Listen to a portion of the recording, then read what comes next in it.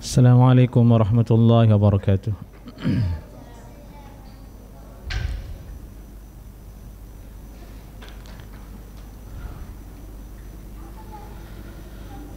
Innal hamdalillah nahmaduhu wa nasta'inuhu wa nastaghfiruh wa na'udzu billahi min shururi anfusina wa sayyiati a'malina. Man yahdihillahu fala mudilla lahu wa man yudlilhu fala hadiya lahu. Asyhadu an la ilaha illallah wahdahu la syarika lahu wa asyhadu anna Muhammadan 'abduhu wa rasuluh. La nabiyya wa la rasula ba'dahu amma ba'd. InsyaAllah ta'ala malam ini kita akan mulai kajian tafsir Suratul Hadid. Al-Hadid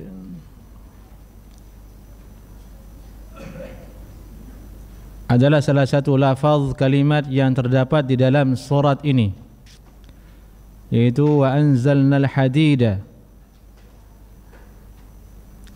Dan itulah kemudian ayat ini di surat ini disebut dengan surah Al-Hadid. Dan nanti insyaallah taala akan datang kajian atas ayat tersebut biiznillah taala. Surah Al-Hadid terhitung sebagai surah Al-Madaniyah, yakni surah yang turun setelah hijrahnya Nabi sallallahu alaihi wasallam. Allah Ta'ala berfirman, Sabbaha lillahi ma fis samawati wal ardi wa huwal azizul hakim.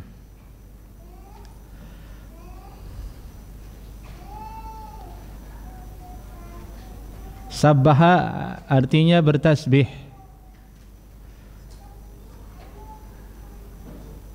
Lebih rincinya, sabbaha itu artinya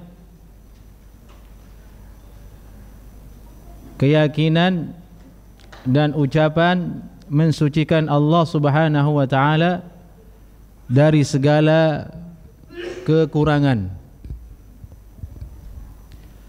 dari segala aib.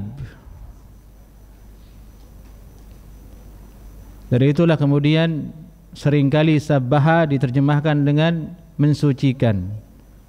Subhanallah diterjemahkan maha suci Allah Subhanahu wa taala.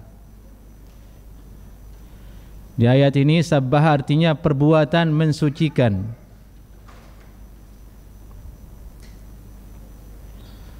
yakni dengan ucapan dia bertasbih dan keyakinan dia meyakini Allah Subhanahu wa taala maha suci dari segala aib dan kekurangan. Segala sesuatu yang melintas dalam benak kita yang tidak layak disandarkan kepada Allah Subhanahu wa taala, maka Allah suci darinya. Apapun itu. Itu arti tasbih, itu arti subhanallah, itu arti sabbaha. Jadi kita ini kalau bilang subhanallah, subhanallah itu maksudnya kita sedang memuji Allah dengan meyakini, mengucapkan Allah itu maha sempurna, segala sesuatu yang terbersih dalam diri makhluk yang tidak layak untuk Allah, maka Allah maha tinggi, maha suci darinya. Dan itulah yang harus kita hadirkan dalam diri kita, dalam diri seseorang setiap kali dia mengucap subhanallah.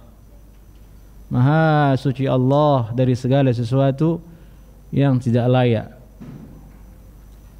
dari segala kekurangan, dari segala aib.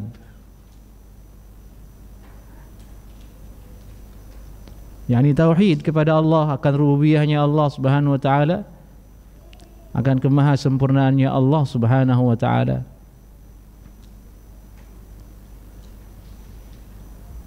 Ada ikrar di situ dalam diri kita, dalam jiwa kita akan kemahasempurnaan Allah Subhanahu wa taala.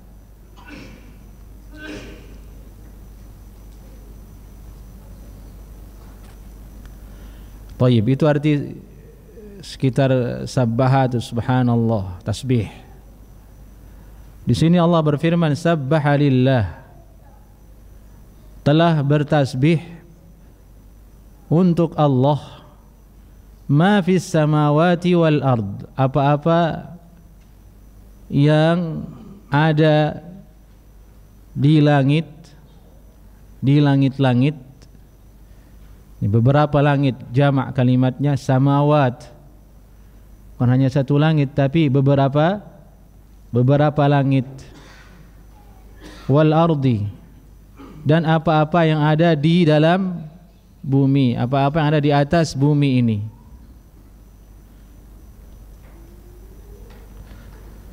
Wa huwal azizul hakim, dan dia Allah subhanahu wa ta'ala maha tidak terkalahkan. Ini maha perkasa, al-aziz.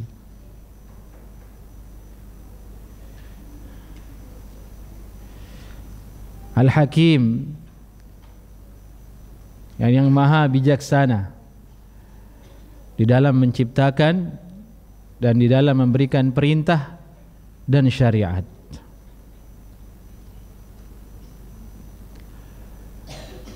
Maksudnya Allah subhanahu wa ta'ala dalam ayat ini memberitakan kepada kita semua bahwa semua makhluk apa saja itu yang ada di langit-langit dan di bumi bertasbih kepada Allah subhanahu wa ta'ala. Binatang, benda mati, apapun itu bertasbih kepada Allah subhanahu wa ta'ala. Dan hal ini dikuatkan juga dalam ayat yang lainnya. Allah Ta'ala berfirman, tusabbihu lahus samawatu sab'u wal ardu wa man fihinna wa in min syai'in illa yusabbihu bihamdih walakin la tafqahuna tasbihahum innahu kana haliman ghafura. Yani bertasbih lahu, bagi Allah, untuk Allah subhanahu wa ta'ala, apa-apa yang di langit, 7 langit, dan di bumi, wa man fihin, dan apa-apa yang ada di dalamnya, wa in min syai'in, dan tidak ada sesuatu apapun, illa yusabbihu bihamdih, kecuali dia bertasbih dan memuji Allah subhanahu wa ta'ala.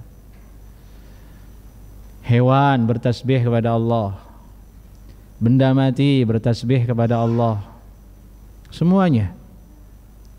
Tapi kita tidak paham, tidak mengerti seperti apa kalimat tasbihnya, seperti apa bentuk dia bertasbih. Itu Allah Ta'ala berfirman, walakin la tafqahuna tasbihahum, akan tetapi kalian tidak mengerti, tidak paham bentuk tasbih mereka itu.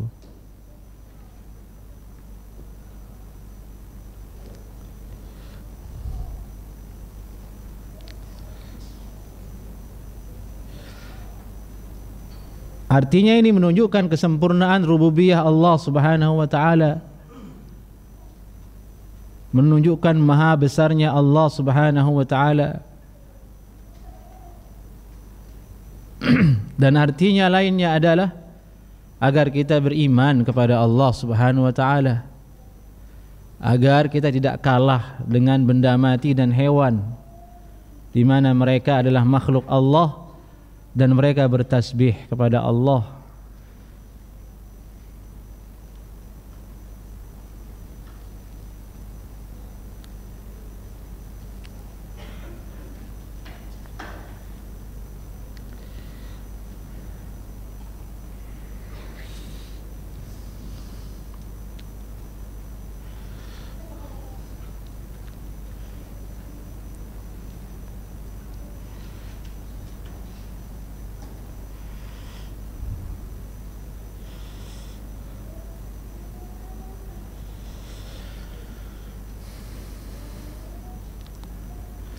Kemudian Allah Ta'ala berfirman, lahu mulkus samawati wal ardi, milik Allah mulkus samawati wal ard, kerajaan langit dan bumi.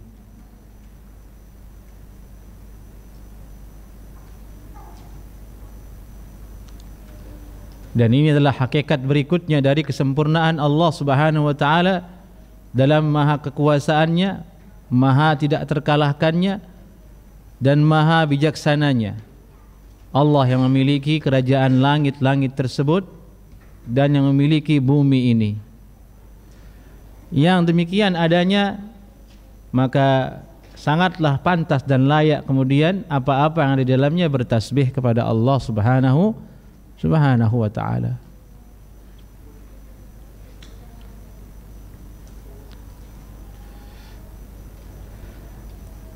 Dan ini memberikan kita kesadaran, ini membangkitkan kesadaran kita. Ternyata di bumi ini kita numpang, bukan punya kita, bukan punya presiden, bukan punya orang kaya, bukan. Ini milik Allah Subhanahu wa ta'ala. Semua makhluk, wabil khususnya manusia dan jin, harus tunduk dengan aturan yang Allah Subhanahu wa ta'ala buat di dalam kerajaan tersebut. Namun sayangnya banyak manusia yang tidak menyadari akan hal itu. Rapuhnya keimanannya tentang rububiyah ini menjadikan dia makhluk yang durhaka, makhluk yang melawan, makhluk yang tidak percaya beriman kepada Allah Subhanahu wa ta'ala. Dari itu ayat ini nanti setelahnya memerintahkan agar beriman kepada Allah Subhanahu wa ta'ala. Inilah muqaddimah agar akal manusia terpancing, tergugah untuk sadar bahwasanya keberadaannya di bumi ini ternyata hanyalah numpang. Ada yang memilikinya, yaitu Allah Subhanahu wa ta'ala. Lahu mulkus samawati wal ard.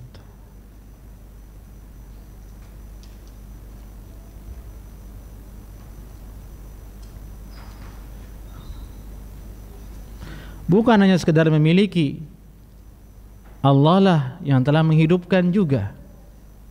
Dari itu Allah berfirman, yuhyi wa yumit. Dia maha menghidupkan. Dan jika dia maha menghidupkan, maka dia maha mematikan. Allah menghidupkan, Allah juga yang mematikan dan menghidupkannya kembali. Menunjukkan tidak ada celah kekurangan Allah Subhanahu wa ta'ala. Menunjukkan kemahasempurnaannya Allah Subhanahu wa ta'ala.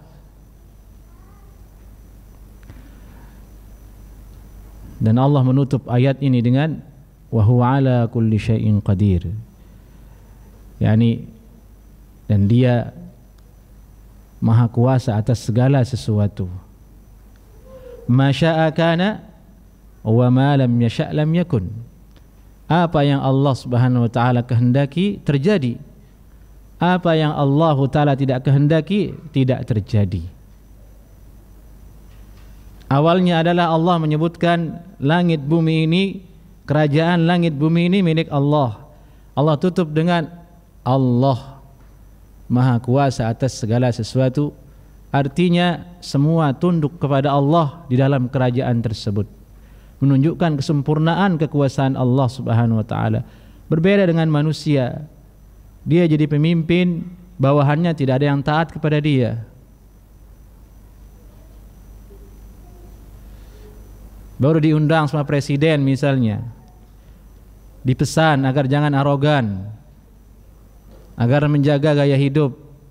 Presidenlah pemimpin. Belum 1 kilometer dari kerajaan, dari istana, udah arogan. Contoh bahwasanya pemimpin di dunia tidak sempurna kekuasaannya, bawahannya tidak taat kepada dia.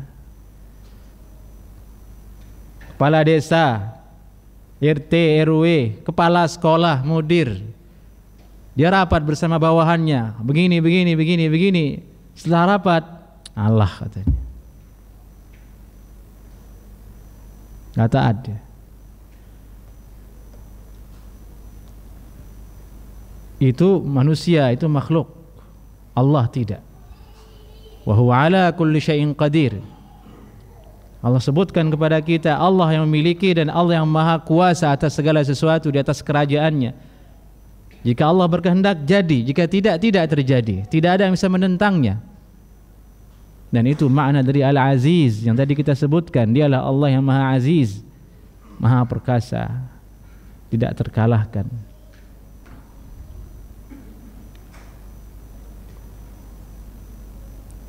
Dua ayat ini saja jamaah kalau kita pikirkan setiap hari menjadi bahan renungan kita, bahan pikiran kita, kita akan sadar betapa lemahnya ternyata kita ini manusia.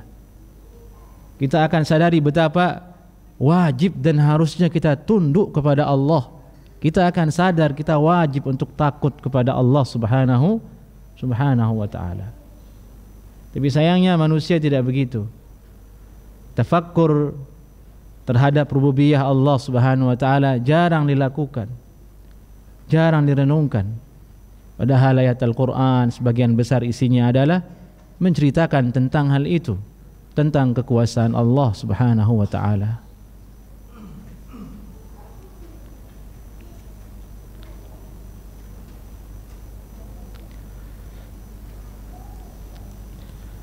Allah subhanahu wa ta'ala kemudian berfirman, menceritakan kepada kita kembali kesempurnaan Allah, kesempurnaan dirinya. Huwal awwal wal akhir. Dialah yang maha pertama. Dialah Allah yang pertama, yakni ada tanpa didahului dengan tidak ada.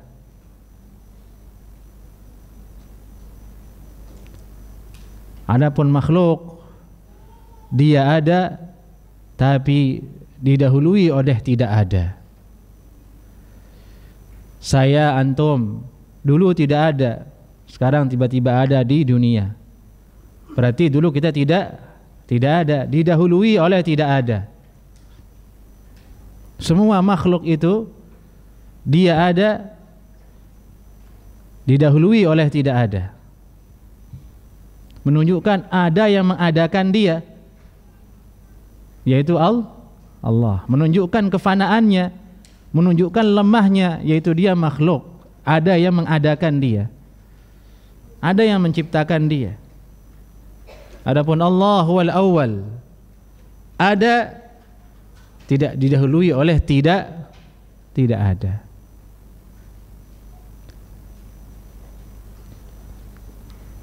Akal kita tidak muat untuk memikirkan itu.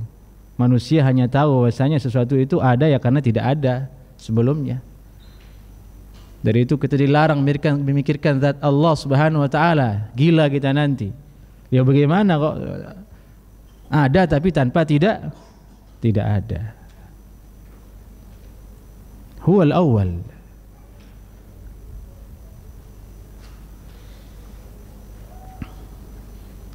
Dalam riwayat disebutkan kana Allah wa lam yakun syai'. Allah sudah ada dan tidak ada sesuatu apapun ketika itu. Hanya Allah.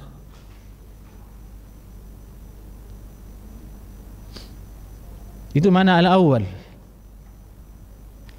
Menunjukkan maksudnya adalah maha sempurna, maha kekuasaan dan maha perkasa Allah subhanahu wa ta'ala. Tidak ada celah bagi akal manusia dan makhluk untuk mencederai hak Allah subhanahu wa ta'ala.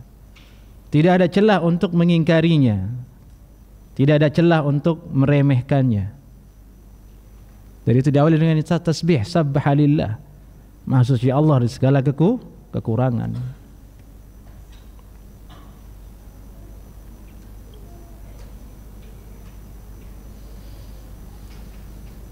Dan Allah subhanahu wa ta'ala disebutkan oleh ulama Ahlus Sunnah wal Jamaah tidak pernah berubah. Adanya Allah tidak pernah berubah. Tidak seperti manusia, adanya sudah didahului dengan tidak ada, setelah itu dia berubah. Tadinya dia kecil, menjadi muda, menjadi tua, menjadi beruban, menjadi loyo, menjadi lemas. Allah tidak.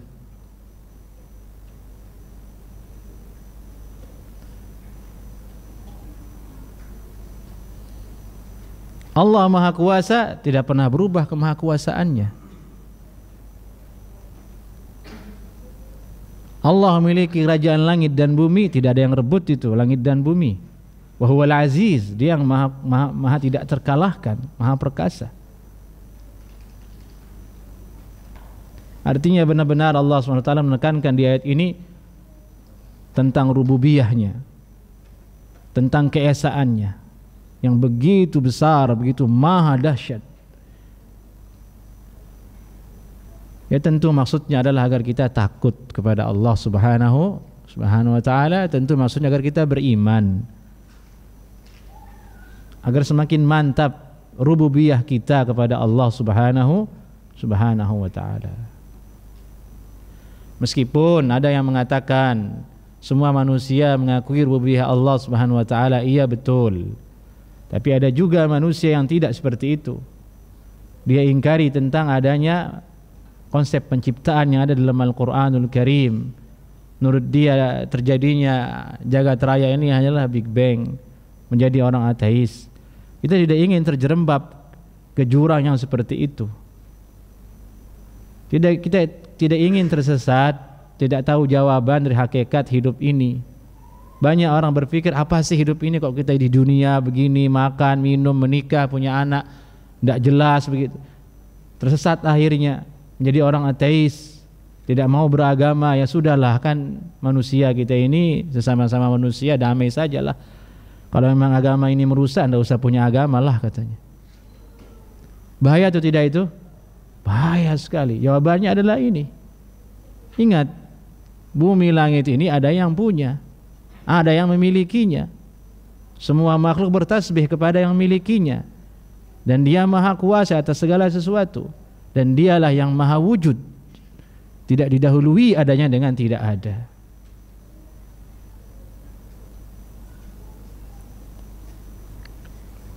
La haula wala quwata illa billah. Kita renungi kembali masalah ini, tafakkurlah dalam-dalam dengan masalah ini jamaah. Sebelum antum tidur, ketika bersendiri, antum akan temukan hakikat kehambaan diri kita kepada Allah Subhanahu wa taala. Agar semakin mantap tawakal kita kepada Allah, akan tumbuh cinta kita kepada Allah Subhanahu wa taala.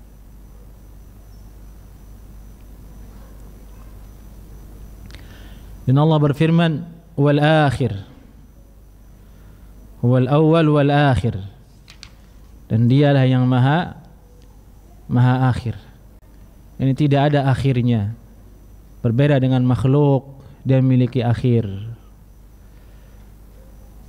Usia kita ada akhirnya. Bumi ini ada akhirnya. Dan sudah banyak bukti yang kita lihat. Setiap kekuasaan ada akhirnya.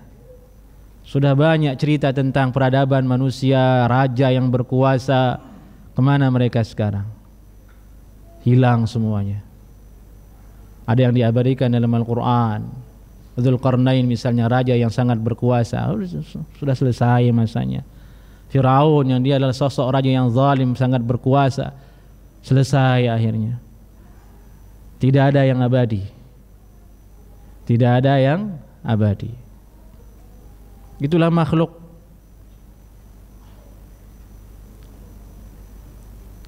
Hanya makhluk yang diizinkan oleh Allah Subhanahu wa taala tidak berakhir, dialah yang tidak berakhir. Seperti apa? Surga dan neraka. Dalam riwayat disebutkan ketika penduduk surga masuk ke dalam surga, penduduk neraka masuk ke dalam neraka, la mauta, tidak ada kematian setelah ini. Terus berjalan ilal abad, selamanya. Ada akhirnya? Tidak ada akhirnya. Dan itu atas izin Allah Subhanahu wa ta'ala.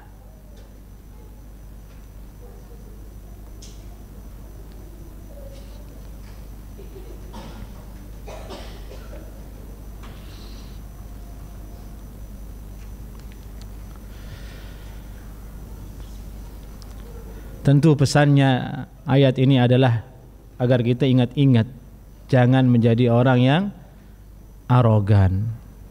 Kalau kita punya kekuasaan, ingat kekuasaan kita akan berakhir. Jangan arogan. Kalau kita punya harta, ingat harta kita bisa berakhir, habis. Jika kita sehat, ingat sehat kita punya akhir, punya ujung. Di atas 50 tahun sudah mulai uzur, sudah waspada.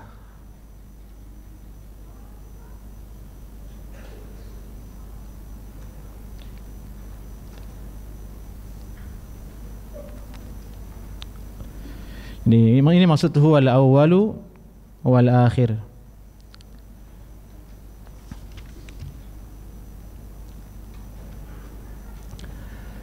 Ini dijelaskan dalam suatu riwayat yang sahih.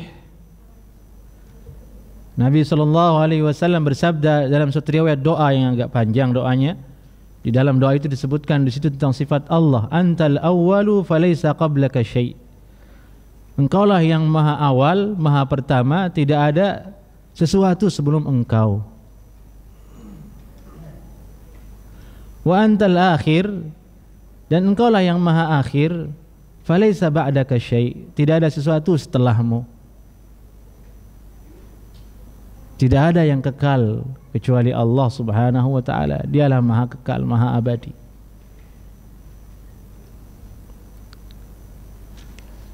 Dan Allah taala berfirman, "Wadh-dhahiru." Adh-dhahir artinya yang maha nampak. Sesuatu yang nampak arti zahir itu. Dari itu kita sering mengatakan hukumi dengan zahir. Apa artinya itu? Hukumi dengan yang nampak, kan begitu. Itu asal kata zahir, biar mudah dipahami.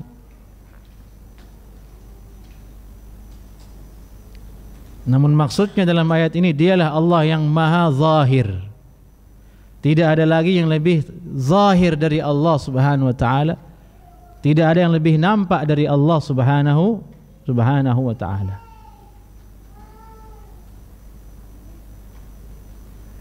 Kalau kita lihat langit, bulan, bintang, matahari, zahir atau tidak? Zahir dengan mata kita. Sebenarnya Allah lebih zahir dari itu bagi orang yang berfikir. Tidak mungkinlah semua itu ada tanpa ada yang mengatur, tanpa ada yang menciptakannya. Akal manusia yang jernih, yang tidak tertipu daya oleh syaitan, pasti mengakui hal itu. Pasti ada yang punya, dan dia adalah Allah Subhanahu wa ta'ala. Ada mobil terparkir di suatu tempat yang sepi, pasti kita berpikir, ini ada yang punya, iya kan? Ada yang bawa ke sini, ada yang punya. Entah kemana orangnya. Meskipun orangnya tidak nampak, tapi sudah zahir, nampak, kita yakini ada yang punya. Itu gambarannya. Maka mustahil kemudian akal akan menolak tentang wujudnya Allah Subhanahu wa ta'ala. Setelah dia menyaksikan betapa dahsyatnya, betapa maha kaya, betapa maha perkasa dan maha menciptakannya Allah Subhanahu wa ta'ala. Ini arti az-zahir. Wal-zahir, dan dia maha nampak. Wal-batin. Batin ini lawanan dari zahir. Dari itu bahasa Indonesia begitu kan bahasanya. Mohon maaf lahir dan batin. Zahir maafkan, batin lawanan zahir, yang bagian dalam, kan begitu maksudnya. Tapi di sini maksudnya apa? Dialah Allah yang paling dekat dengan makhluknya. Tidak ada sesuatu yang paling detil, paling kecil yang ditemukan oleh manusia kecuali ada Allah yang menciptakannya. Allah tahu perkara tersebut. Dalam ilmu fisika apa yang paling kecil? Ini saya lupa ingat pelajaran zaman dulu. Atom ya. Yang paling kecil katanya itu. Apa? Ya, itulah intinya. Yang penting itulah gitu. Sesuatu yang batin. Allah Maha tahu akan hal itu.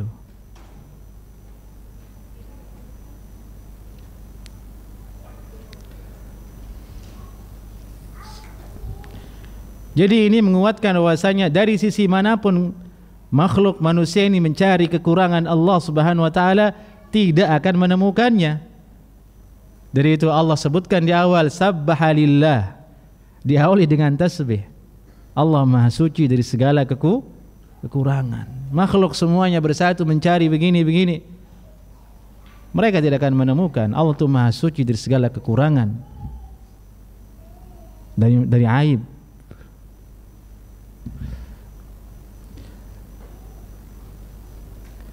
Dengan begitu kita semakin berilmu, semakin sadar makna subhanallah. Dari itu kalau kita zikir jamaah subhanallah selesai salat jangan gesa-gesa. Ingat itu subhanallah. Subhanallah. Sambil kita ingat apa yang kita bahas tadi ini, ingat ayat ini subhanallah. Itu menjadikan hati bergetar.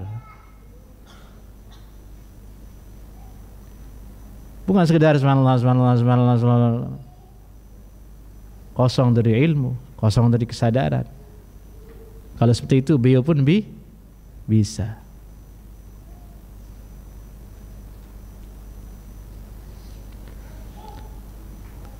Dari itu Allah Ta'ala berfirman setelahnya, wa huwa bikulli syai'in alim. Dan dia Allah Subhanahu wa Ta'ala Maha mengetahui segala sesuatu.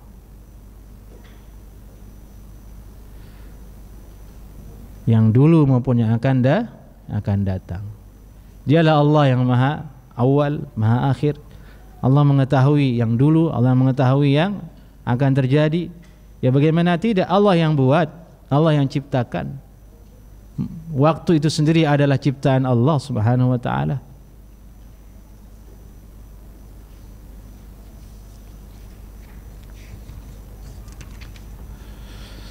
Kemudian ada riwayat hadis terkait dengan ayat ini. Ada riwayat dalam Musnad Imam Ahmad bahwasanya firman Allah wal awwalu wal akhiru wal zahiru wal batin. Dialah ayat ini dimaksudkan dalam hadis yang berbunyi, ini hadis Irbad bin Sariyah, annaha afdalu min alfi ayatin.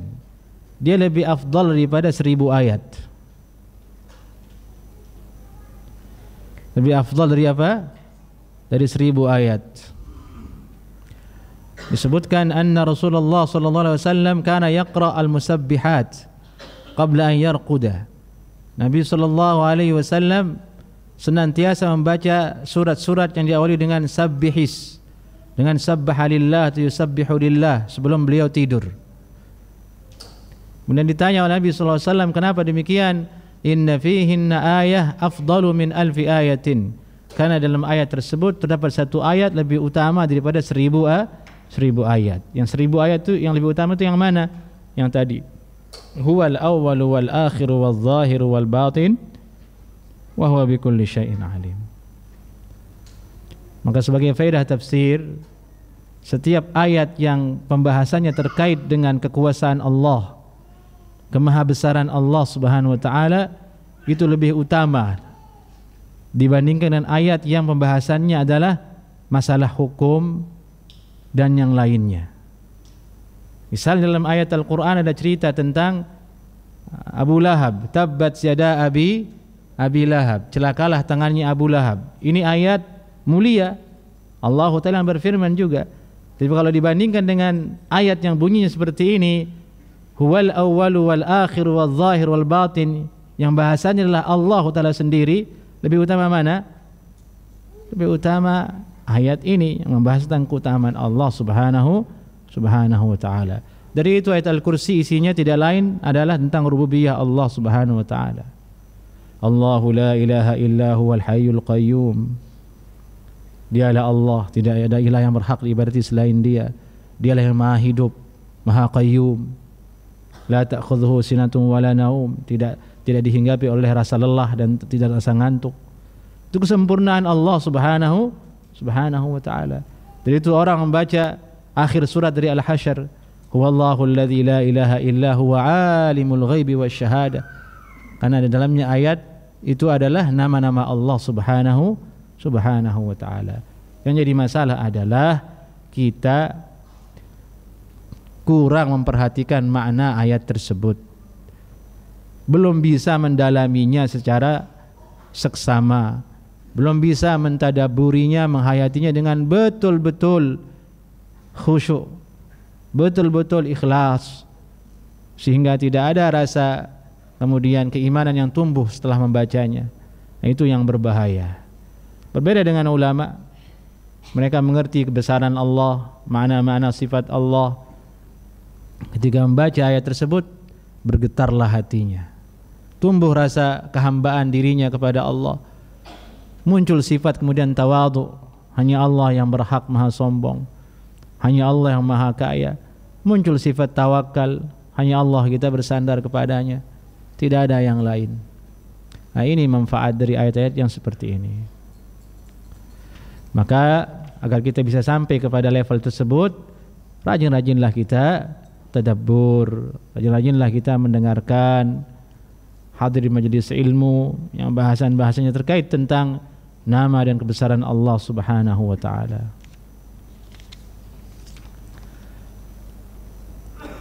Alhamdulillah, itu ayat 3 ayat. Sekarang kita lanjut ke ayat berikutnya, ayat keempat. Huwallazi khalaqas samawati wal arda fi 6 ayyamin thumma istawa 'alal 'arsy. Allah Subhanahu wa taala kembali menceritakan kepada kita kemahabesarannya, kemaha kekuasaannya, yaitu masalah penciptaan. Ya, jadi Allah menyebutkan kerajaan langit dan bumi. Allah menyebutkan secara detail sekarang. Huwallazi khalaqas samawati wal arda. Dialah yang telah menciptakan 7 langit, yaitu langit-langit, beberapa langit, wal arda, dan bumi, fi 6 ayyam, dalam rentang waktu 6 hari. Sudah azan dulu, lanjutkan. Taib. Adapun ayat ini, ayat yang keempat dalam surah Al-Hadid, huwallazi khalaqas samawati wal arda fi 6 ayyamin thumma istawa 'alal 'arsy. Ayat ini memiliki keserupaan dengan ayat yang ada dalam surah Al-A'raf.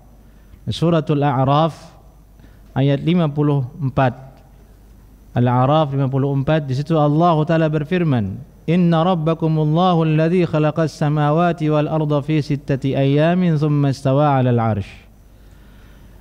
Sesungguhnya Rabb kalian, yaitu Allah Subhanahu wa taala, yang telah menciptakan beberapa langit dan bumi dalam 6 hari. Kemudian Allah Ta'ala istiwa di atas arsy.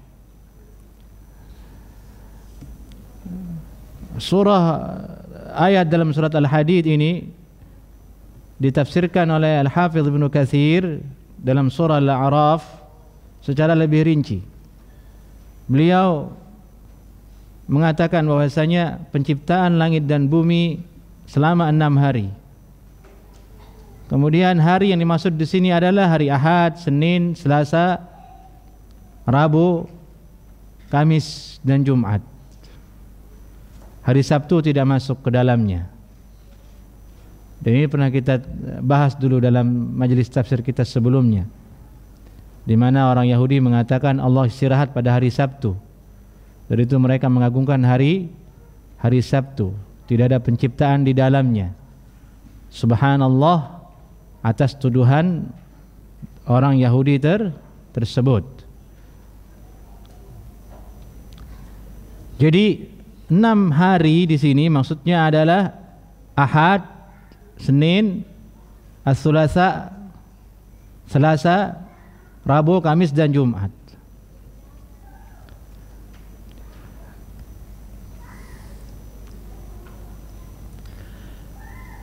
Di dalam hari Jumat itulah kemudian berkumpul semua penciptaan. Wabil khususnya diciptakannya Adam alaihissalam. Ada riwayat mengatakan Nabi Adam alaihissalam diciptakan di jam terakhir pada hari Jumat.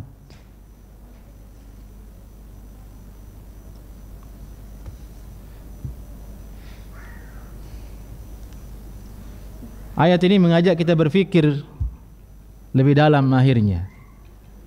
Ya berarti hari ini sudah lebih dulu ada daripada langit dan bumi. Iya kan? Allah ciptakan langit dan bumi 6 hari. Berarti 6 hari itulah wadah untuk penciptaan langit dan bumi.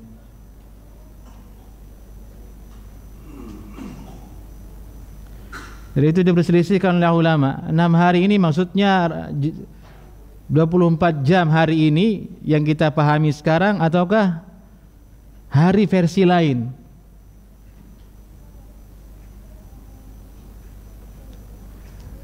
Ada banyak riwayat dari ulama salaf yang mengatakan bahwa yang dimaksud dengan satu hari di sini adalah ka'alfi sanatin, 1000 hari. Ya 1000 tahun. Ka'alfi sanatin mimma ta'uddun. Wa inna yawman 'inda rabbika ka'alfi sanatin mimma ta'uddun. Sungguhnya satu hari di sisi Rabbmu seperti 1000 tahun di sisi kalian. Berarti Ahad 1000 tahun, Senin 1000 tahun, Selasa itu 1000 tahun, Rabu 1000 tahun, Kamis 1000 tahun, Jumat 1000 tahun. Berapa jadinya? 6000 tahun.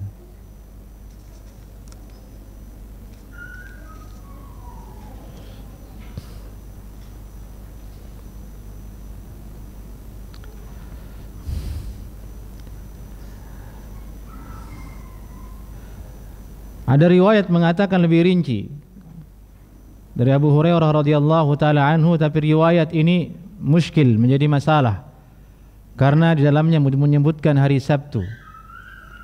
Khalaqallahu turbata yaumas sabti. Allah ciptakan tanah pada hari Sabtu.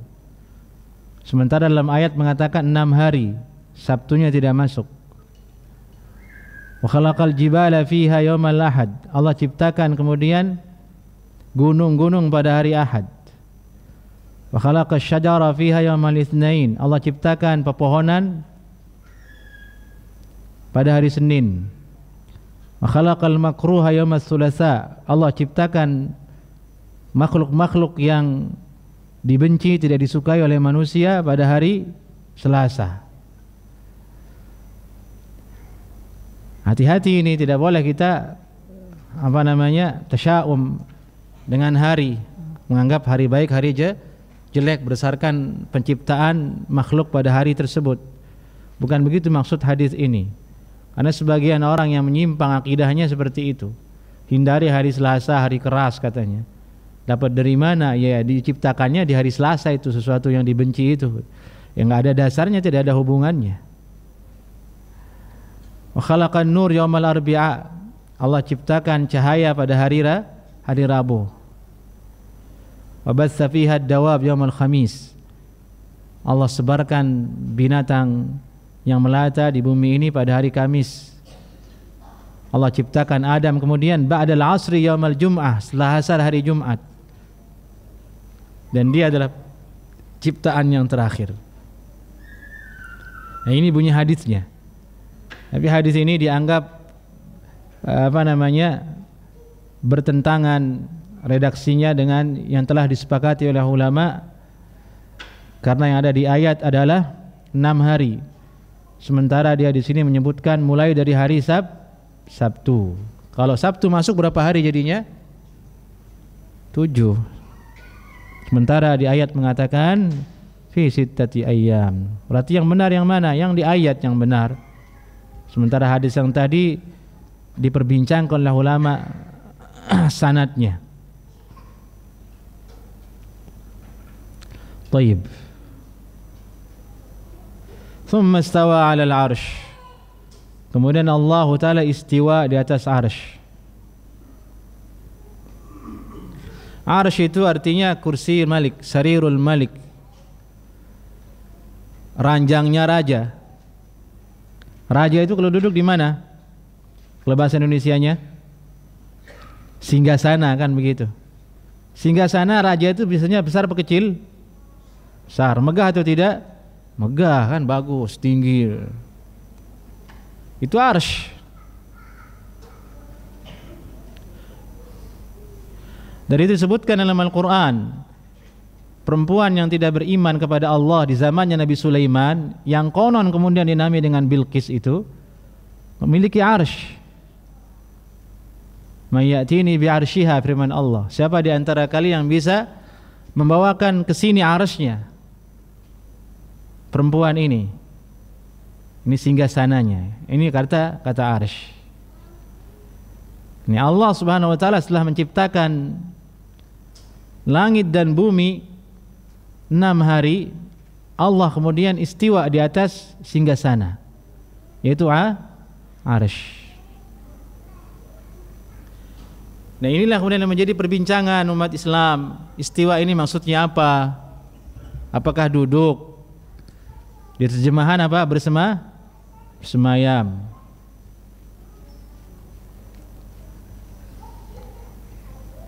Ada yang mengatakan berada di atas arsy. Intinya dia adalah sifat fi'liyah, perbuatan Allah Subhanahu wa taala. Setelah Allah ciptakan langit dan bumi 6 hari, Allah istiwa di atas arsy. Lebih detailnya Ibnu Katsir rahimahullahu taala berkata, kita baca di sini ibaratnya. Falinnasi fi hadzal maqami maqalatun katsiratun jidda. Laysa hadza mawdi'u bastiha. Wa innama nasluku fi hadzal maqami madhhab as-salaf as-salih. Manusia dalam persoalan ini banyak perkataan dan pendapatnya, banyak sekali. Dan ini dalam tafsir ini bukanlah tempat untuk menjelaskannya secara luas. Wa innama, yang kita tempuh di sini adalah dalam bahasan ini mazhabnya salafus salih, seperti Imam Malik, wal Auza'i, Imam Ats-Tsauri, Imam Al-Laits bin Sa'ad, Imam Syafi'i, Imam Ahmad, Ishaq bin Rahawai dan yang lainnya dari ulama-ulama kaum muslimin sejak era dulu sampai sekarang, yaitu imraruha kama ja'at. Yani imrar artinya lewati saja ayat ini sebagaimana dia datang. Ya sudah, Allah istiwa di atas arsy. Min ghairi takyif, tanpa kita bayangkan bagaimana tata caranya, bagaimana polanya. Jangan pikirkan. Jangan hubungkan dengan kondisi makhluk. Jangan hubungkan dengan apa yang terbersih di benak kita. Karena benak makhluk itu pasti membayangkan sesuatu yang pernah dia saksikan sebelumnya. Kita ini manusia ini disetting oleh Allah hanya bisa membayangkan sesuatu yang pernah kita lihat. Memori kita seperti itu. Nah, tidak boleh kita hubungkan kemudian sifat Allah Ta'ala ini dengan apa yang terbayang terbersih dalam diri kita. Dari itu Allah awali ayat ini, surat ini dengan subhanallah di awalnya, maha suci Allah, agar ketika masuk ke dalam istawa alal arsy kita tidak jatuh kepada memperserupakannya dengan makhluk. Wala tashbih, tanpa memperserupakannya dengan makhluk. Wala ta'til, dan tanpa mengosongkan maknanya. Yani jangan mengatakan istawa alal arsy saya tidak tahu artinya, tidak tahu maksudnya. Tidak seperti itu namanya ta'til. Dan konsep ini dianut oleh orang-orang yang bernama Mu'attilah, yaitu dari kelompok sebagian Asy'ariyah. Sebagian Asy'ariyah mereka ta'til atau mufawwid. Dia mengatakan tidak tahu maknanya, hanya Allah yang tahu. Tsumma istawa 'alal 'arsy. Kalau Ahlus Sunnah, salafus salih, sebagaimana kata Imam Ibnu Katsir tadi, beliau melanjutkan, al-mutabadir ila adhanil musyabbihin manfiyun 'anillahi ta'ala fa innallaha la yushbihu syai' min khalqihi. Apa yang mutabadir, yang masuk ke dalam benaknya manusia, langsung otomatis ke benaknya manusia tentang bagaimana bentuk rupa dari istiwa tersebut, Allah Maha Suci darinya. Allah tidak seperti itu. Sungguhnya Allah Subhanahu wa taala tidak ada yang menyerupainya sesuatu pun dari makhluknya. Ini arti istawa alal arsy. Dari itu Ahlus Sunnah tidak mentakwilnya. Tidak mengatakan menguasai arsy, tidak mengatakan memiliki arsy, karena itu tidak sesuai dengan zahir dari ayat tersebut. Ahlus Sunnah dari kalangan salafus saleh menetapkan sifat Allah sesuai dengan zahir yang ada dalam ayat tersebut sebagaimana yang dipahami oleh salafus saleh. Ini ringkasan makna istiwa alal arsy.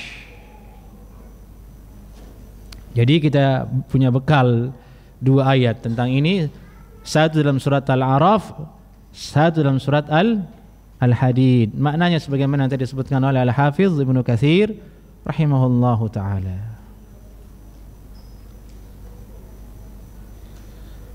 Tidak boleh kita bertanya Allah di atas arsy bersemayam, maksudnya ini bersentuhan dengan arsy atau tidak? Jangan bertanya seperti itu. Itu bayangan. Yang bersentuhan dengan singgasana kan makhluk, manusia. Seperti saya duduk di kursi begini, saya bersentuhan dengan sofa saya. Tentu Allah tidak begitu.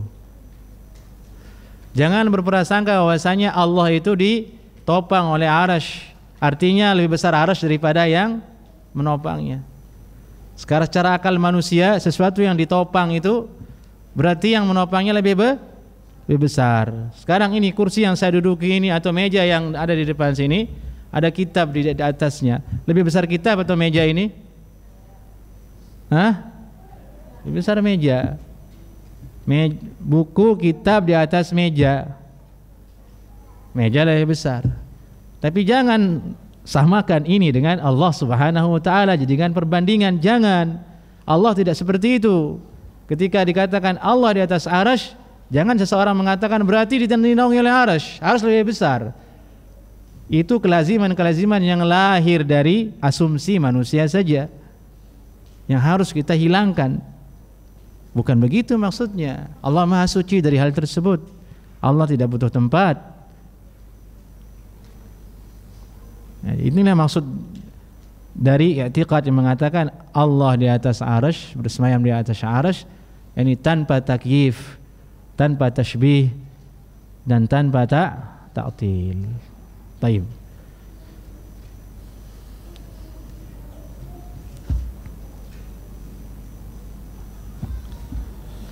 Ya'lamu ma yaliju fil ardi wa ma yakhruju minha wa ma yanzilu minas sama'. Ini kita lanjutkan insyaallah taala di majelis berikutnya biiznillah taala. Ada yang ingin tanyakan jemaah, silakan. Naam.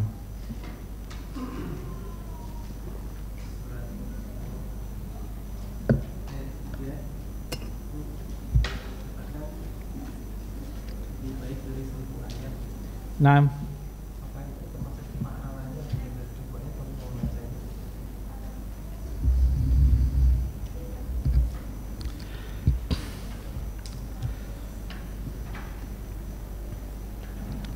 Jika disebutkan keutamaan sesuatu melebihi dengan yang lain, otomatis maksudnya pahalanya lebih bagus dibandingkan dengan yang lain. Itu sudah otomatis. Tidak ada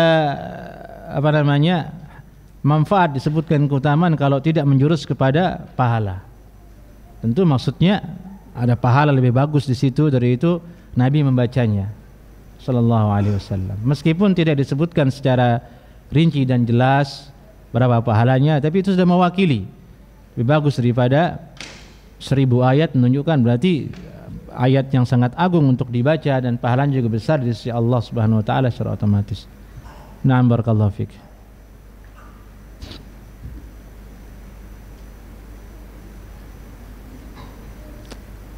Baik. Assalamualaikum warahmatullahi wabarakatuh.